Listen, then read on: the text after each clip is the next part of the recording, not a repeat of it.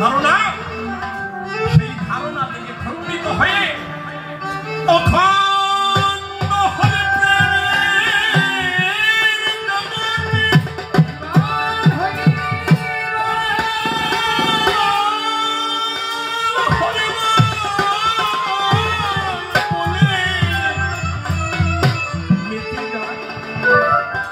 তার নয়নে কেবল থাকে বাড়ি ধারা, আর জগতের জ্ঞান সেই জ্ঞানের নিরিখে হয়ে যায় চেতন হারা।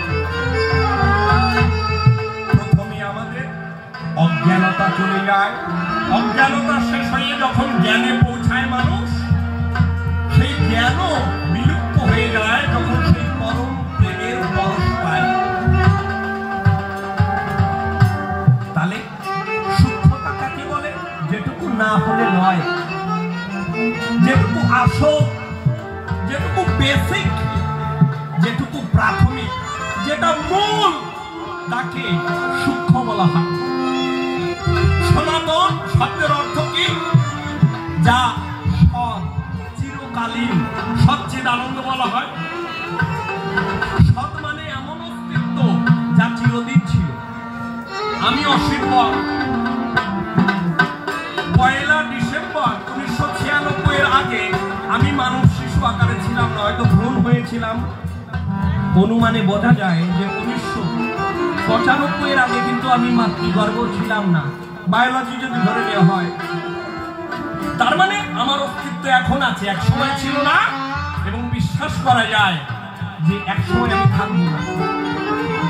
তাহলে আমি অসৎ নই, আমি সৎ এবং অসদের মিশ্রিত, তাই আমি মিথ্যা।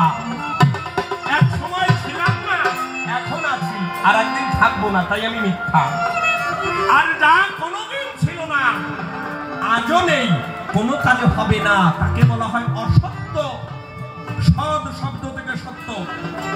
যেমন বন্ধার পুত্র, যেমন খরগোশের শিং, হাতির ডিম, ওই যে ডিম ভাবতেছেন ওই ডিম না, মানে অন্ডকোষ ডিমের কথা বলছি। অন্ডক বাচ্চা হয় যেমন হাঁসের মুরগি, ওই রকম ডিম হাতি পারে না, তাহলে ওটা অসত্য। এই জগৎ সত্য নয়, মিথ্যেও নয়, সত্য নয়, অসত্য নয়, মিথ্যে মাত্র নয়। অর্থাৎ আপনারা যদি একটু কান্টের ফিলোসফি পড়ে দেখেন,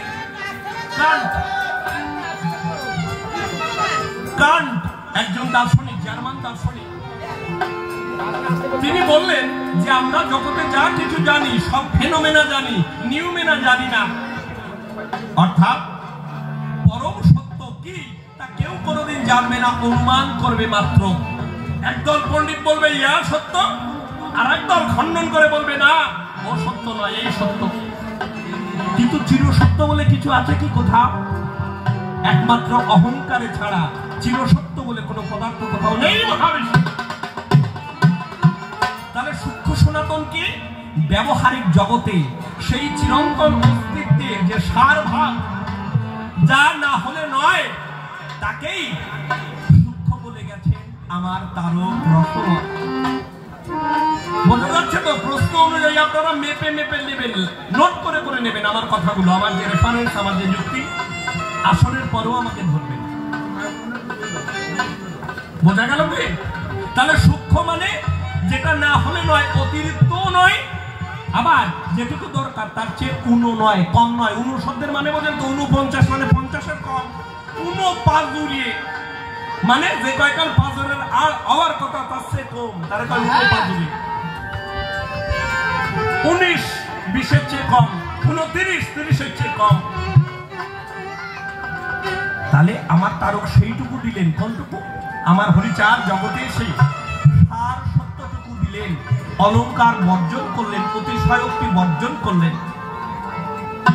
অযৌক্তিক যে অলৌকিকতা, অযৌক্তিক যে অতিশয়োক্তি অলঙ্কার, সেগুলো পরিষ্কার করে সেইটুকু দিলেন যেটুকু দরকার। এরপরে বিস্তারে আরো।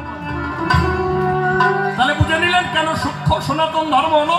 সূক্ষ্ম কেন? খাঁটিটুকু, বেসিক, প্রাইমারি, যেটুকু না হলে নয়, অতিরিক্ত যেটা নয়। সূক্ষ্ম সনাতন মানে যাহা চিরন্তন সত্য সত্য। আর ধর্ম মানে এমন কোনো বিধান, এমন কোনো পরম্পরা, এমন কোনো বিধি যার মধ্যে দিয়ে জীবন চলে। ধর্ম শব্দের বহু ব্যাখ্যা আছে। ধর্ম মানে প্রতিজ্ঞা, ধর্ম মানে বিচারালয়। বলে না ধর্মাবতার, অর্থাৎ জাজকে বলে ধর্মাবতার, মানে ধর্মখানে আইন, ল।